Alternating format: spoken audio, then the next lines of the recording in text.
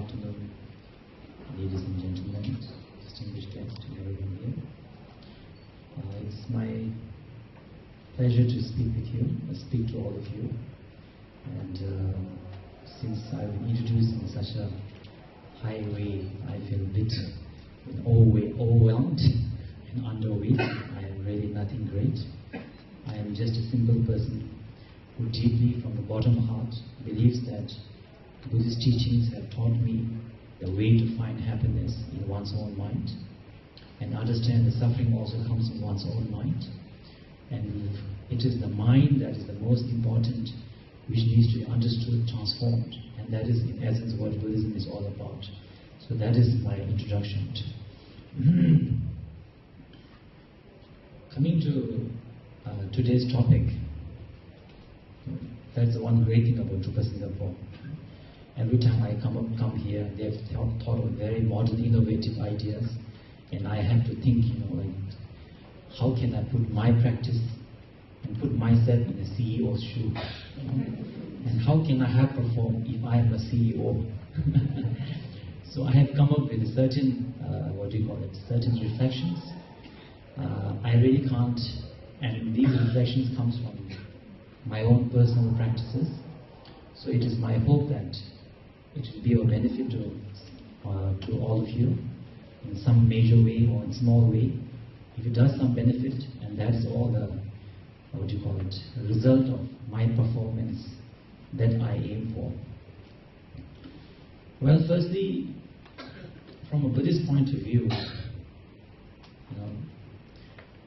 whether you call yourself a businessman, whether you are a businessman, whether you are a monk, whether you are a politician, whatever you are, basically you are driven by your mind, your emotions.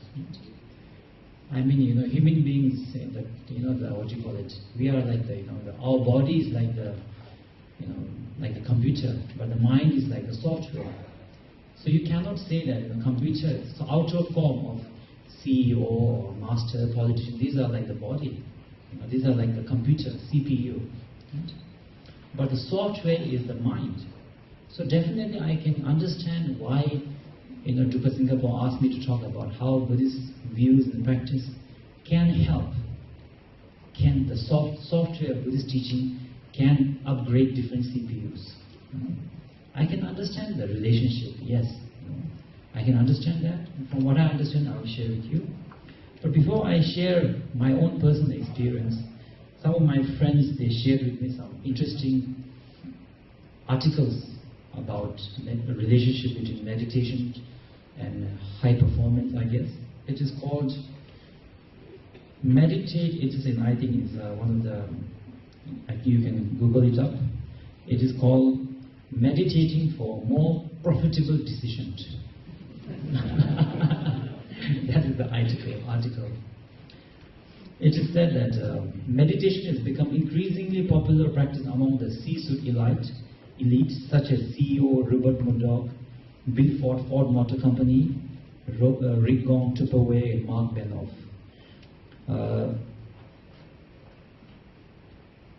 Executive coaches are picking up on the trend, introducing mindful technique to program called Calm the Mind's Chatter. But new empirical evidence suggests that it is more than just a feel-good exercise. And as little as 15 minutes of meditation can actually help make people make better decisions, more profitable decisions, by increasing the resisting to the sunk cost bias. The sunk cost bias is recognized as one of the most destructive cognitive bias affecting organizations today. Put simply, it is the tendency to continue an endeavor once an investment had made in attempting to recoup or justify some irrecoverable cost. In mid-90s, and the example given is,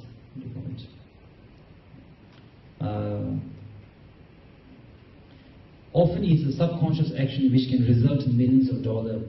So basically, it says that research shows that more we invest in something financially, emotionally, otherwise, the harder it is to give up that investment and more inclined we are to escalate a commitment. And in many cases, negative emotion, fear, anxiety, regret, even guilt or worry over past decision subconsciously play a part in decision making. Most noted examples include US military campaign in Vietnam, more recently in Middle East, when mounting casualties made it increasingly difficult for US government to withdraw. On a business front, sometimes it is a matter of product just not selling as well as expected, as was the case with the Concorde supersonic jet when France and Britain continued their investment long after it was known the aircraft was going to be unprofitable. So these are the, what do you call it?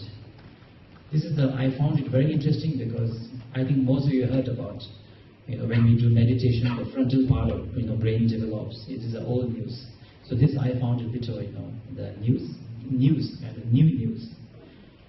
So it was they found out that even if you do just do a simple breathing meditation, which allows you not to be influenced by, not to influence your mind so that you're always thinking about past, bound by the past hurt and past regrets.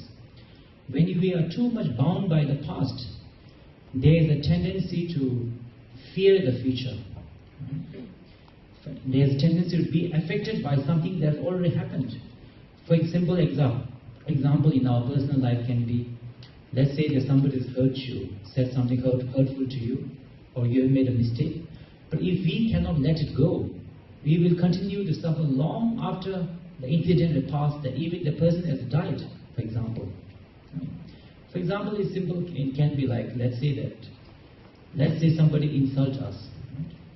Somebody says hurtful word to us. If you clock the insult, probably it is not more than 2 minutes. But because we can't let go of that, this 2 minutes of hurtful words can make you suffer for 1 week. And that time that person is not there, incident is already gone. We are suffering because we can't let go of the past. Or we are always, the breathing meditation allows you to be present and not too much into the future. And the benefit is that future is very uncertain. Nobody can predict 100% what is going to happen. So if you, of course, you can, create the most, you can say Buddhist term is karma, or you can say for most condition, positive condition, but you can never 100% control. You can control your karma, your condition, but you cannot control the karma of the world or conditions of the world. So 100% thinking that you can always control it, or knowing or thinking that and since you can't control everything, fearing too much of the unknown also can paralyze us or make us, make us wrong decisions. So they did a test in the scientists, they did a test with the 10 students, and they found out that after they do the breathing meditation, 50% of them made a better decision on subjects such as going to watch a music program, even though it's going to rain, whether it's going to rain, then you are not going to enjoy. But people who did do the meditation went anyway, made a decision to go anyway, and those who did the meditation were able to make a logical decision. So you can see that there is a relationship. Now this I am talking from the article point of view. Right? Now from my own experience, as well as what is going to be written, the Restful Mind also, basically the book that we wrote is not a knowledge, it is just a simple personal life experience. So talking from that, I will say that for us to be, you can call it high performance mind, or basically for us to keep the software running without being bogged down by the viruses, let's say. What are how can we keep running? How can we do that? I feel there are 4 things which are very important. The first one is, whether it is a CEO, whether we are individuals, a sense of appreciation is very important. Why sense of appreciation is important? Because if we cannot draw our joy from what we have today, for example, we may not be very multinational company, but within one country we are doing quite well. We have a lot of good people in our life, in our company, in our thing. if we can't appreciate the fact, their effort, their sincerity, their hard work, and where you are today, what is the guarantee that when you reach tomorrow, you are going to draw a sense of happiness or sense of satisfaction? If there is no sense of satisfaction, what is going to keep you, going on? What will keep you going on after some time? Or something you might be keeping going on just because it is like the rat on that, what do you call it, the machine. You just don't know how to get off the treadmill.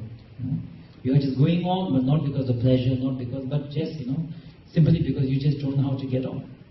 So I think for a first, whether it's our life or for mine, I think it's very important to have a goal up there. I want to achieve, for example, next year I want to achieve this. I want to achieve that. But I must also appreciate where I have reached now. That is, I think, the appreciation, and from there the satisfaction comes. If I may share an example from one of the Padayatra, His Holiness Gyalwa Dokhampa. More than 7 years now, we have been doing the walking pilgrimages in different parts of the world. The last we did in Sri Lanka. So at that time, we promote environmentalism, concern about environment. So anyway, one of these walks we did in Ladakh. So in Ladakh is more than capital is 4,000 meters above sea level, and we are doing Padayatras which are like 5,000 meters. So when we have to climb the mountains, it was like there was one mountain called it is a joke in the local saying that when you look at the top of the mountain, your head will fall off because it is so steep. You fall off. So everybody, when we first went, we were like very kind of discouraged. I'm not, Tenzin Sherpa was that Edmund Hillary, and how can we climb this mountain? So then the local, they shared with us, I think, a technique. They were saying that when you are climbing a mountain, you should never look up. You should look down. So when you look down, you see, oh my God, I started from there. It is so low. See where I have reached. Of course, I can go up, no problem. Of course, I can see, oh my, how much I have, distance I have already gone. Right? So that gives you a boost to go to the front. Right? And that is exactly what I'm saying.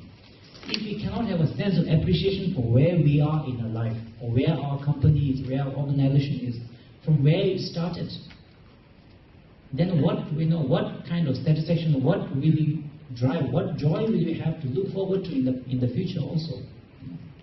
So I think the first is appreciation, which will give a sense of satisfaction.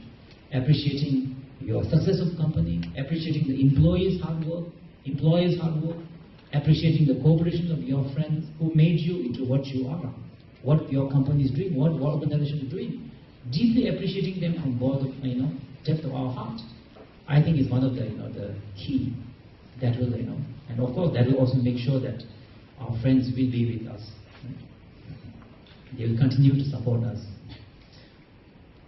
The second is, I would say, if you want to really a Buddhist term, then we can say impermanence.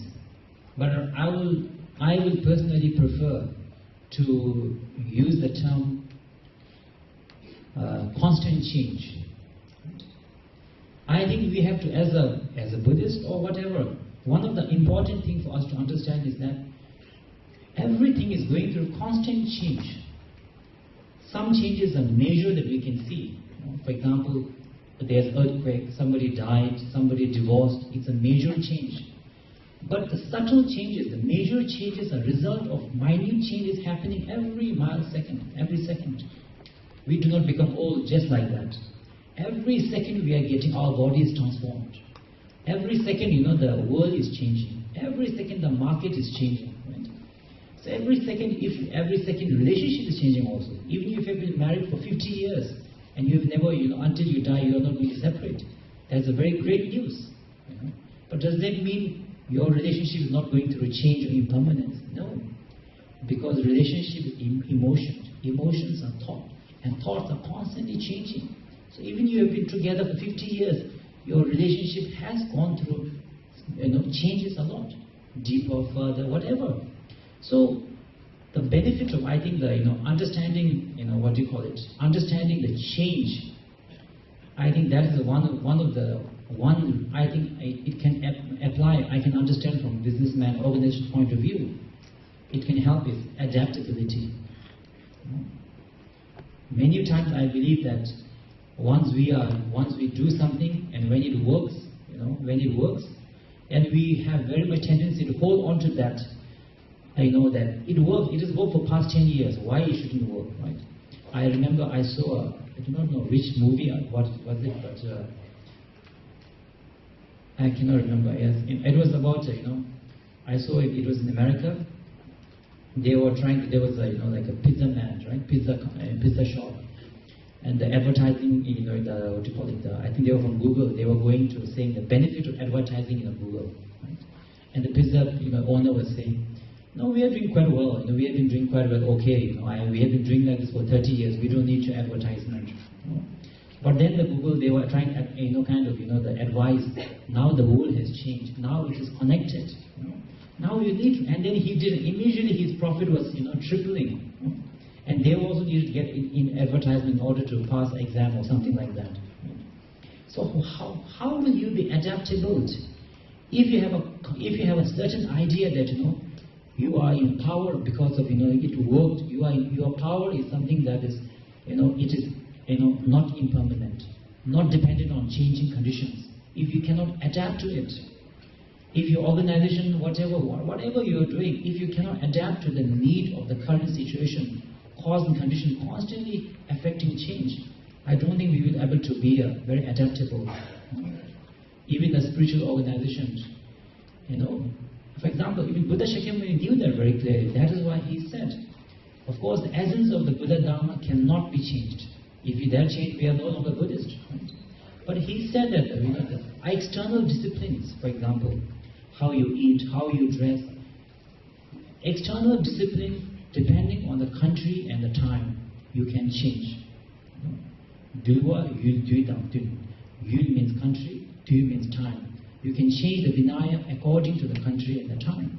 So that is, that is Buddha is talking, basically, I guess modern word is adaptability to the current situation. Now that is, I think, that is one. And second is, I think that, whether you are CEO or a normal person,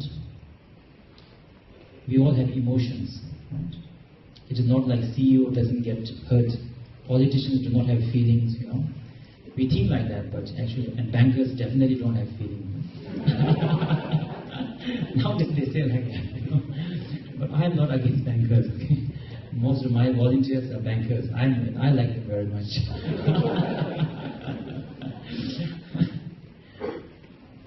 So as a human being,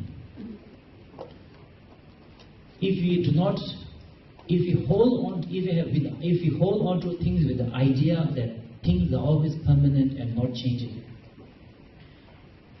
but the reality is that everything is constantly changing, and when you suddenly realize it, it is very, very painful.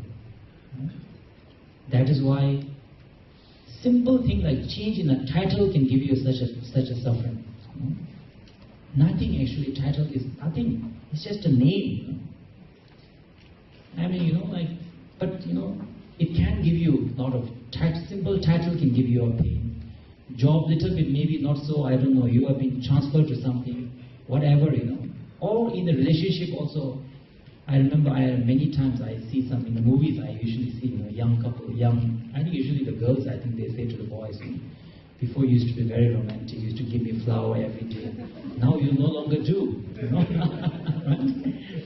because that is impermanent. Constant relationship is constantly evolving, right? Before maybe he didn't have to work, maybe he didn't have to, have the pressure of the job, So now, so we can't, so we are always trying to recapture a moment of the past. So even if he does his best to imitate something of the past, it is imitation.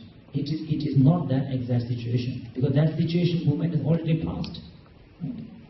So you can see that in a relationship also, and worse come to worse in our life. Sometimes we have to lose the people we love. Sometimes we have to lose the jobs that we love, especially when we lose the people we love. From my experience and understanding, the real pain is I would say like the real and the most painful thing is when we know that we have not appreciated the people we love and we have lost them before we could tell them how much we appreciate them, whether we could give them the love and that they deserve. That is, I think, more painful than losing them, from my point of view. Anyway, so that is why, in Bhutan recently, we were talking about, how to face when we have lost somebody in our life, sometimes to a suicide, to a death in our family. So my suggestion was that you might not realize it, because Bhutan is a very traditional country. So we have this, I'm sure in Chinese tradition also you have this. We have this 49 days of doing prayers, for them every week we do a lot of prayer. We do, either if you have money, you can invite a lot of monks and they do a prayer. If you don't have money, you can go and you can say like, I am going to do the Amitabha prayer for 1 month in dedication to my family. I am going to become vegetarian for 1 month and dedicate the merit. There's many ways. Buddha has shown 84,000 different paths. So I was saying that from my understanding, when I go around the world, I listen to some people. So from my understanding, this Buddhist tradition of praying for the deceased, right, it gives you a lot of healing and a closure. Because it gives you a sense that even though you have lost somebody you love, you may not have been able to do as much as you wanted to, but now, even though he has passed away, you can still do a lot of prayers and dedication for the people you have lost. You don't feel so helpless, like a mother who has lost everything, but yet a child, or you can't do anything about it. Sense of helplessness is not there. It helps us also, definitely helps the deceased person also, definitely, if you believe in Buddha, if you believe in the karma. So I think the second part, the understanding the constant changing nature of every phenomena. Right? Even if you have become the president for 5 years, it does not mean that your term ends only at the end of the 5 years. Every second your term is ending. Right? You may be a baby. You might say, I am a young guy, that's an old guy. But every second from the moment you are born, we are getting older. Even if you are just 1 year old. So you see, that constant change is there in the physical, in the power, in the wealth, in the perception, in the fashion world. Everywhere there's a constant change is going through. So there's no point in holding on to it. So rather than holding on to it, fanatical about it, what we have to do is, we have to utilize it. If you have a wealth, power, relationship, you have to utilize the relationship. Of course, one day we are all impermanent.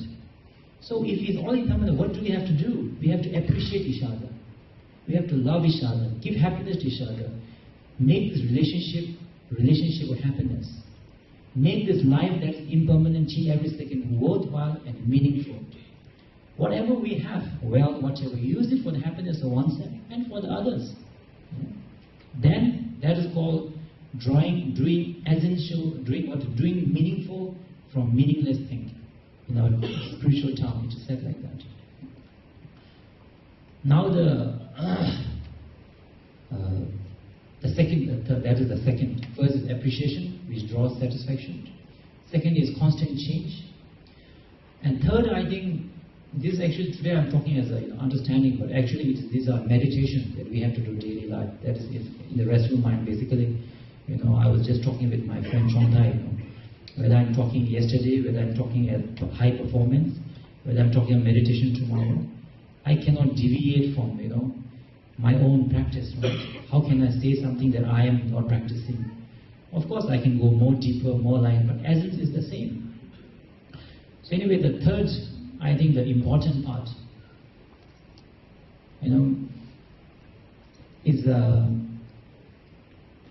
is in the Buddhist term, we can call it meditation on the cause and conditions.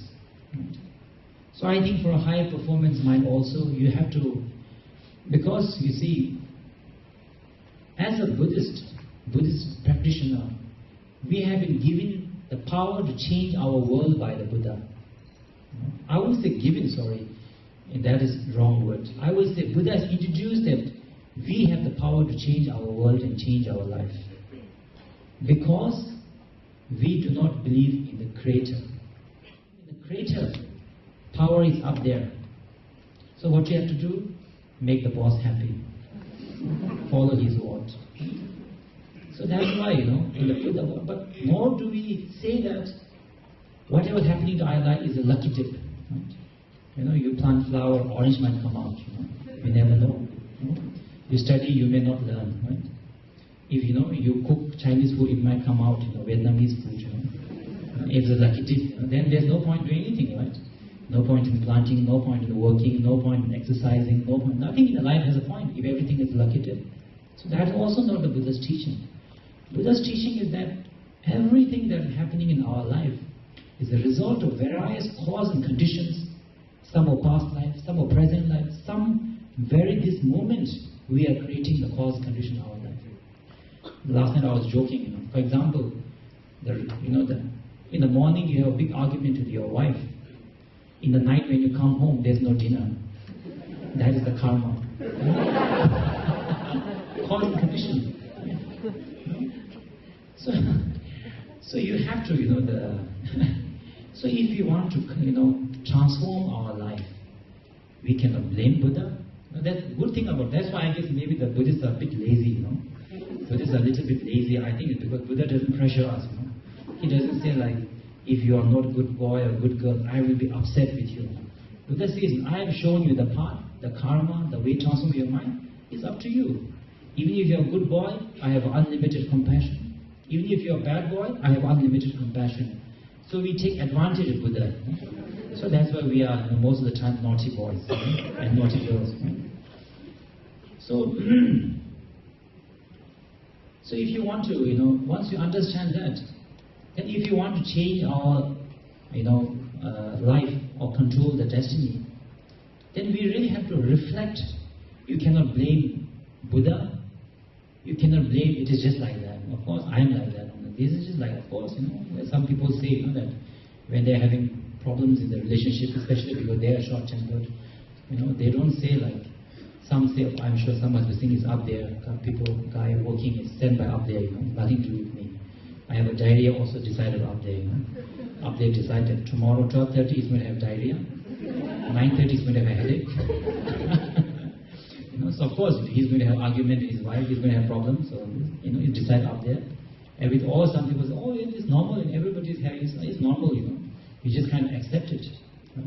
If you just accept it, you just do nothing, that means you are not creating the cause condition for improve the relationship, improve anything in the life.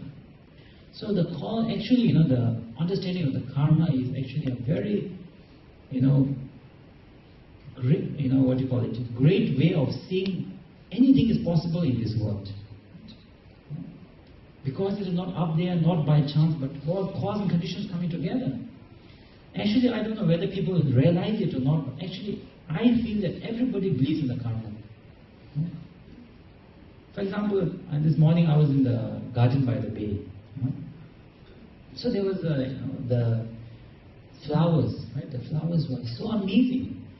The rose had become, usually roses, I also love flowers in the garden. So usually the rose is just a bush.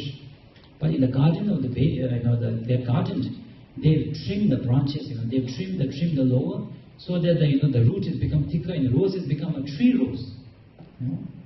And the root, there were certain plants which has become crooked, it has been trained to like that. And in Vietnam also I saw a lot of bonsai trees, right? Tree has been shrunk. So why is it possible to, make rose bush into a tree, shrunk the tree, crook the tree? Because everything happens because of cause and conditions. So when you change the conditions of how a rose grows, how a flower grows, you can make them grow into crooked rose, or a mini dwarf tree. Right? So that if they do not believe in the karma, they probably will never have done that, right? You probably never would have built any of the amazing buildings that you have in the Singapore, there's 3 buildings and on top there's a boat, right? So you believe you are doing that because you believe in the karma, right? Or if you don't believe, did somebody up there make it, or did it happen by itself, without any cause and condition, engineering, knowledge, and or how did it happen? The fact that you believe in all of these, that it made it possible, is because you believe in the karma, whether you realize it or not. Okay? So karma is not just about going to temple, lamb offering is karma. Otherwise, whatever you do, speak is not. No. Basically, everything in the life we do is karma. Body is, actions for body is body karma, speech is speech karma, mind is mind karma. Some are good karma, negative karma, some are neutral karma. If I just walk around here, that is neutral karma. Motivation is neither bad nor good.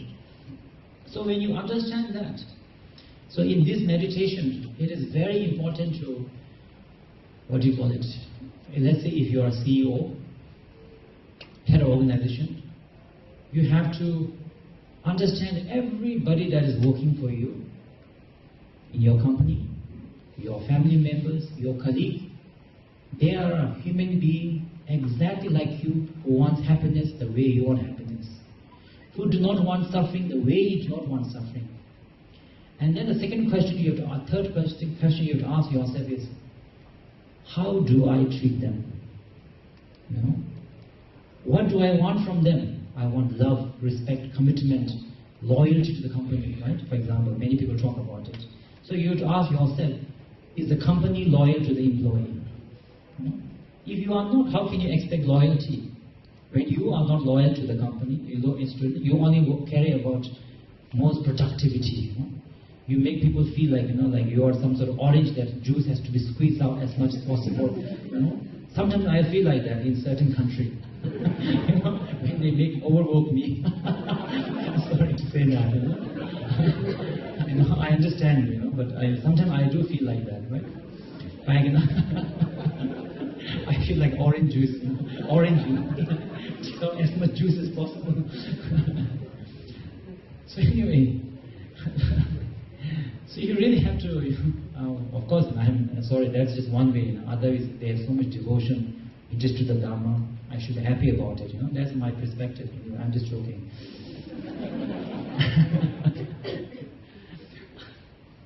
So the karma, you really have to, reflect deeply. How do I treat my employees? How do I treat my wife? How do I treat my friends? I ask loyalty from them. I ask friendship from them. How do I treat them? Am I, as a Buddhist you can say, am I creating karma? Or you can say, am I creating the cause and conditions which will result in loyalty to me? Which will result in the love to me, respect to me? Am I doing from my body, speech and mind the cause condition by which I will receive this? Or not? And after reflecting, if you feel you have not been a very good person, not created the cause conditions, as a Buddhist you can do purification, right? As a psychologically speaking, no point in regretting. Because again you are going back to the past, hold by past, it is gone. Do purification if you are Buddhist. If you are not, let it go. Recognize it, the mistakes, let it go. And now, future is because of present. So concentrate on the present. What can I do now to change my way I speak, think, behave, interact with others? That will bring the desired positive cause and condition result in the future. That is meditation on the karma. So that is meditation on the karma. If you have that, then I think we will be able to understand our employee, our family members, and simple word, it is be in others' shoe. Now what do you call it? The fourth one, right? If you want to use very traditional Buddhist word, it is called meditation on how the samsara works. Workings of samsara, how, because in the when Buddha Shakyamuni taught, Buddha's, what you call it, logo is the wheel. That's why in the Drupal also we have the wheel in the middle. Right? The reason why Buddha's Dharma symbol is a wheel is because until we understand completely, we are always going round and round and never getting out of it. Like a wheel. You are always inside, trapped inside. Isn't that the reason why, don't you find we're making the same mistakes over and over again, in another form, in another way, but you are so, In the samsaric also, we are always trapped in that thing. With same mistakes and same things in a different manner, different form. This life, next life, within this life also. And it is only through understanding it that you can get out of this circle. That is why the Dharma logo is the wheel. So let's see how this circle works about. Firstly, Buddhists, when we call the name for the world, right? Name for the world or universe, is one of the names is called Sipa. Sipa means possible. The name for the world is called possible. That means anything is possible in this world. Right? Dove tree is possible. Crooked roads is possible. Anything is possible. 1 kilometer building is possible. Boat on 3 building is possible. Anything is possible. Why is that possible? Because of cause and condition. Because when different cause condition comes together, anything is possible. Or in other words, you can say, because anything is possible because of various karma. Collective, individual karma. Or you can say individual condition, cause and condition, usually affect individual. Collective cause and condition, which affect the collective society. Right? What you make decision, what you do as an individual will affect you and your family. What you do as a citizen, as a country, decision you make will affect your entire nation. Right? What we as a human being collectively together, whether we pollute the environment, whether we take care of the environment, will affect the entire planet of Earth. So that's called collective karma. What happens affect us is just individual karma. So anything is possible in this world. It is possible that now there's a hole in the ozone layer. It is also possible that by collective action we can repair the hole. That is also possible. I mean, this morning in the garden by the bay, it is very nice. I hope one day I can have the copyright to that. To give teaching out very beneficial. We talk about how in 2060 we are all going to become very dry or something. But it said, and it went back quickly to 2012. We can change it because why? Karma, cause and condition. Otherwise, if there's no cause and condition, then either it's lucky dip or somebody up there decided, let's have some pollution there. They are too happy. Let's give them some pollution. Let's give them global warming. Stand from, Guru Ruche or Buddha, whoever, if you believe like that. So the world is called possible. Why is it possible? Because of various cause and conditions we create. Why do we create cause and conditions? Why do we do karma? It's because of emotions. Because of the mind. Right? If I go from here and drink a glass of water, I do the action, the karma of the walking because I desire to drink the water. Because my software, the mind, tells me I want to go and have a cup of water. Similarly, everything that we do in our life, I'm sure the Marina Bay Sand, whatever it was built, it was not just built by a robot, who was computerized, but because people who have desired to create something. So karma is influenced by the mind. Usually negative karma, so usually negative emotion, anger, jealousy, desire, influence the action. Why do we have negative emotions? We have a negative emotion because we fundamentally believe that every phenomena exists 100% externally. For example, why do I desire to buy the latest, fashion? Right? I do the karma of going to the shopping. I want to buy a bag, right? That's a karma. My desire of buying a bag leads me to, go karma of buy, and it's possible that by tonight I'll have a nice bag. Is it possible? But why do I desire? Because I have this misunderstanding in my mind that so-called fashionable or nice is existing not in my mind, conceptual, but it's 100% existing there. But if it's nice, something nice existing there, why do we need advertisement? And what does advertisement try to do? Put into our mind that is a great. And it really works. Just before Ikai came here, I was doing some shopping, I was buying a shoe. Today, the formal occasion, I didn't have a shoe. I went to buy a shoe. So when I was buying shoe, I was realizing that, when you buy shoe also, I'm sure that you are influenced by, different, I'm sure different people, right? For example, if you've seen somebody elderly wearing certain shoe, you say, I don't want to buy this shoe. I look like my grandfather. I don't want to buy this shoe. It looks like so and so. But actually, shoe was made first and grandfather wore it later. Not the other way around. So why are we? It's because of advertisement, right? It created advertisement, or we saw somebody wearing it who is not so good looking, wearing a nice shoe, so suddenly that shoe has become like you don't want to wear. Right? That's why the young people, I used to read something, in some comics they say that when the young people they dress something, elder people they copy it, they wear it as soon as elder people wear it, it's no longer fashion for the young. We have destroyed it, So it is very much a conceptual thing. Fashion is not existing as it appears to be, rich and poor, success. It's very much a conceptual thing. For example,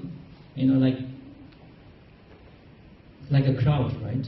For example, my friends from Vietnam have come here. When it's always like Gyalwa Dokhampa, my teacher, Supreme Head of Drupal Village, went to Vietnam. We had like 30,000-40,000 people come because it's a Buddhist country, of course. So compared to that, this crowd is very small, right? But compared to sometimes before we used to, sometimes I give teaching to 10 or 20 people. This is a very huge crowd, right? And compared to Buddha Shakyamuni, this is a very big crowd. Buddha Shakyamuni, when he first gave teaching, there was only 5 disciples. Right? So in that way, we are what a huge crowd. So it is, when you really think about it, just simply look at something, right? Look at this flower. Does the flower say, I am flower, I am white? Or do we say, this is a flower, this is a white? Who labels it? We label the flower. We label somebody, he is my friend. Next instant, he is your friend. Somehow you get upset, no longer your friend, no longer your friend. My wife, suddenly his wife. Upset, no, my ex-wife, suddenly ex-wife. Right? Maybe reconciliation, again my wife, remarried. So you can see it's very much a conceptual thing. It doesn't exist externally. But we believe it to be really existing, and that drives that, So because we believe it to be real, the emotions are also real. Everything becomes real. If you're buying a nice bread, pride becomes also real. That's why in the Vajrayana we say that, Theravada tradition says that if you're practitioners, especially the monks, you cannot touch the gold. Mahayana says that you cannot, because gold will give, rise this thing, the attachment to all of that. True. Mahayana says that if you have no selfishness, nothing can affect you. If it's for the benefit of others, you can touch gold. Vajrayana says that to see the gold as a gold is the biggest mistake. Who says gold is precious? Who says it is a gold?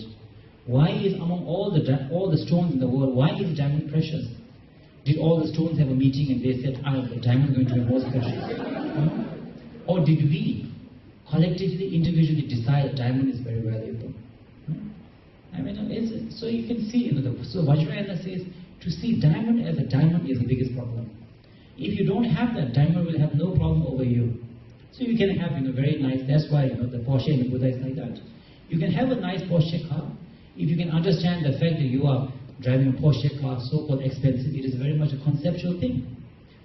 If you are basically going in a car that is 21st century version of riding on a horse or a donkey. Nice horse and nice donkey, yes. So if you have that understanding, would you feel that proud about your car, your wealth? I don't think so.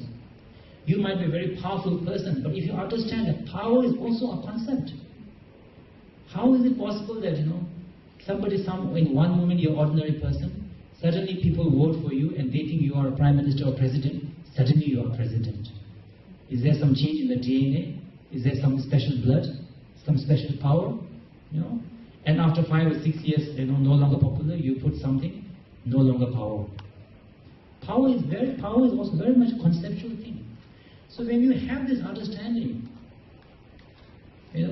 humbleness comes from the inside, not from the outside. Outside you go around begging, humble, what is the really point, right?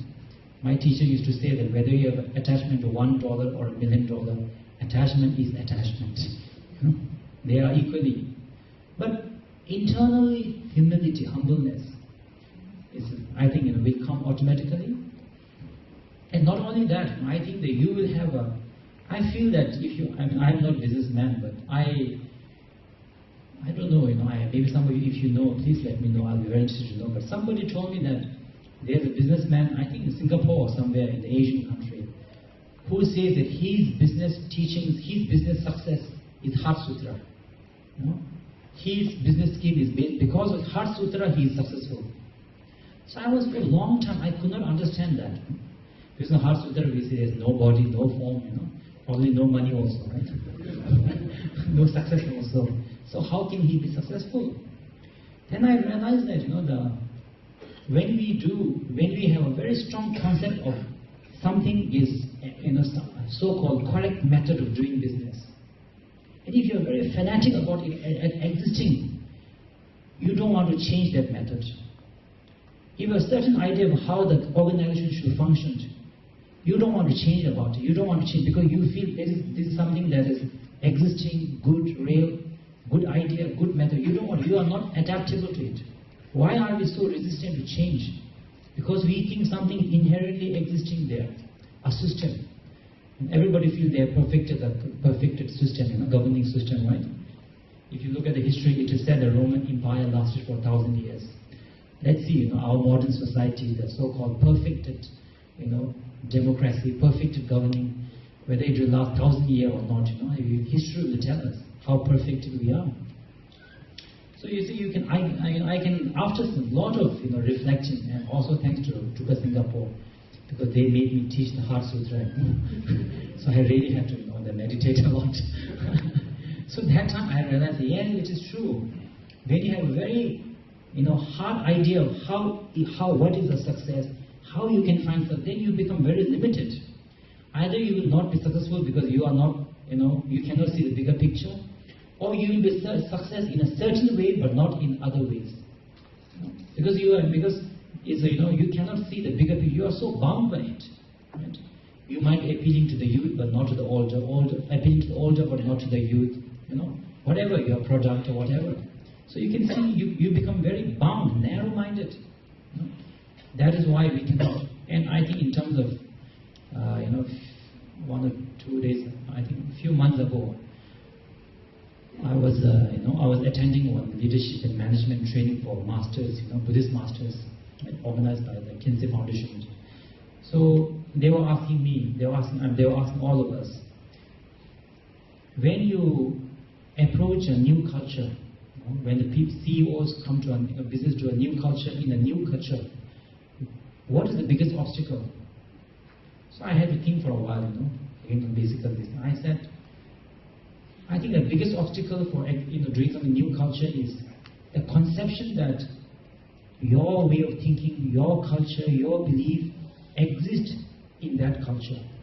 That they also think like you, they behave like you, they react like you. We come with that kind of baggage, the concept. Right? That is why, there's it's a joke, but there's a meaning in it. They're saying that when the British expedition first went to Himalayas, the Himalayan people, I think, they have never seen a foreigner at that time, especially with the yellow hair and green eyes, So, and there was a prediction that, that some foreigners will come. So they were very scared. So in our Himalayan tradition, to dispel the negative force, you clap. Right? You clapping. So they all did a clapping. They did a mantra and clapping to drive away the British. And the British were smiling from ear to ear. They thought, wow, we have never been come and we are being welcomed. They have been driven away. Right? So for us also, when the first time we went to different countries, right? Some countries have this tradition of welcoming masters with a clap and all. I used to find it very strange. Right? Now I'm adapt to it. Now I can see, I don't mind, Please go ahead. I won't be driven away. But see, how, if you have such kind of concept, it can bound you, whether in terms of business. I mean, you guys will know more about me, but some of my friends who did marketing told me about some mistake that Coca-Cola made himself in I think Dubai or something. Anyway, I am not a real expert in these things. But I have a lot of interesting and intelligent friends, so they tell me interesting things. Then I reflect on my teachings that I receive from my enlightened master by His Holiness, see what it applies to me and how it will benefit different people in a different culture. So this is what I try to do, and I think I received a letter saying your time has finished. Time is also a concept. If you're having great time, time flies. If you're negative, time 5 minutes also so long. Since you all are such a good audience, time just flew. But anyway, thank you very much for listening to my humble opinions.